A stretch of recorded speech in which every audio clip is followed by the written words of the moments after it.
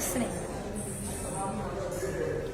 బల్లెలా బల్లి సౌండ్ గబ్బిలమా?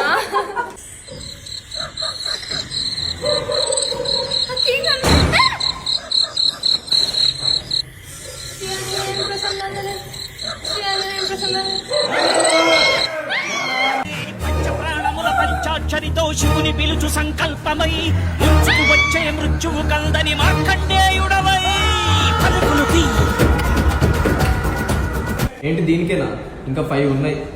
ఇంకా 5 మంద పోయిరు కదరా, ఏం బీకిర్రు? నవ్వినాం.